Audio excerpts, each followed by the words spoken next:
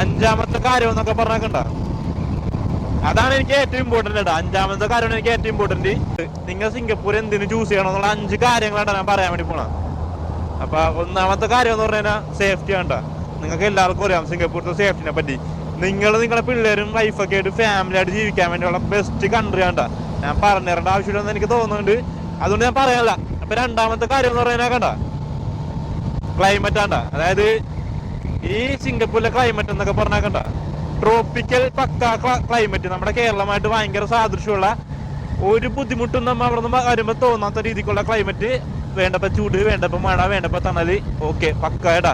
അപ്പൊ അതിനെപ്പറ്റി ഞാനിനി പറയണമെന്ന് ആവശ്യമില്ല, നിങ്ങളൊന്ന് സെർച്ച് ചെയ്താൽ മതി. മൂന്നാമത്തെ കാര്യം എന്നൊക്കെ പറഞ്ഞിട്ടുണ്ടല്ലോ, നമുക്ക് നമ്മുടെ വീട്ടുകാരും നമ്മുടെ കൂട്ടുകാരൊക്കെ ആയിട്ട് കണക്ട് ആകാൻ വേണ്ടി, അല്ലെങ്കിൽ കോൾ ചെയ്യാൻ വേണ്ടി, അവിടെ ഇപ്പോൾ ടൈം സ്പെൻഡ് ചെയ്യാൻ വേണ്ടി നമ്മൾ അപ്പോയിൻമെന്റ് എടുക്കേണ്ട ആവശ്യമില്ല. ഇവിടെ നമുക്ക് രണ്ടുപേർക്കും ഡേ ടൈമാണ്, നൈറ്റ് ടൈമാണ്. ആകെ 2.5 മണിക്കൂറിന് വ്യത്യാസമുള്ളൂ. നമ്മൾ എപ്പോൾ വിളിച്ചാലും അവർ അവൈലബിൾ ആയിരിക്കും, അവരെപ്പോൾ വിളിച്ചാലും നമ്മൾ അവൈലബിൾ ആയിരിക്കും കേട്ടോ. അപ്പൊ കൺഫ്യൂഷൻസ് ഇല്ല.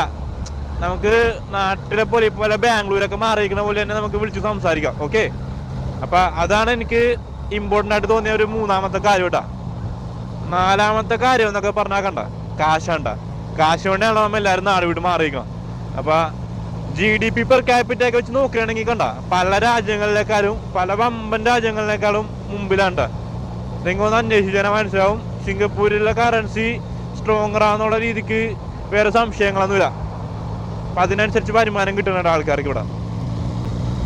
നിങ്ങളൊക്കെ വിചാരിക്കും യൂറോയൊക്കെയാണ്, വലിയ വലിയ രാജ്യങ്ങളൊക്കെയാണ് കൂടുതൽ ശമ്പളം കൊടുക്കുന്നത്. നിങ്ങൾ ഇവിടെ ചിലവട്ടൊക്കെ ശമ്പളം കിട്ടാൻ ഇട്ട് തെറിക്കും. അപ്പൊ അത് വേറെ കാര്യം, അതിനെപ്പറ്റി ഞാൻ വലുതായിട്ട് പറയാനില്ല.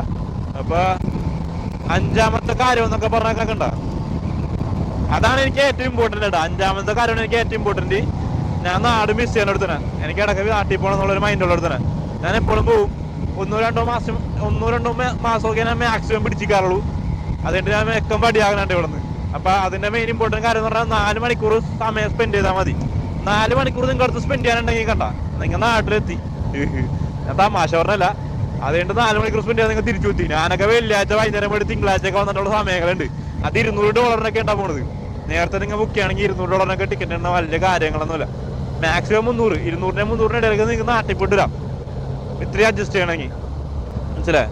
അപ്പൊ ഭയങ്കര വിലക്കുറവില് നിങ്ങളെ ഒട്ടും നാടിനെ മിസ്സേപ്പിക്കാത്ത രീതിക്കാണ് ഇവര് നിങ്ങൾ ട്രീറ്റ് ചെയ്യും. മച്ചു പോയിട്ട് വാ മച്ചു നേരുള്ളത്. മനസ്സിലായി? അപ്പൊ അതാണ് എനിക്ക് ഏറ്റവും ഇമ്പോർട്ടന്റ് ആയിട്ട് തോന്നിയ 5 കാര്യങ്ങളിൽ ഒന്നുണ്ടാ. അപ്പൊ നിങ്ങൾക്ക് ഇമ്പോർട്ടന്റ് ആയിട്ട് തോന്നിയ ഈ 5 കാര്യങ്ങളിൽ ഏതെങ്കിലും ഒരെണ്ണം ഫേവറേറ്റ് ഉണ്ടാവില്ല, അത് നിങ്ങൾ ഒന്ന് കമന്റ് ചെയ്യട്ടാ. അപ്പൊ വേറെ വീഡിയോ കാണാൻ പറ്റൂ. Bye bye.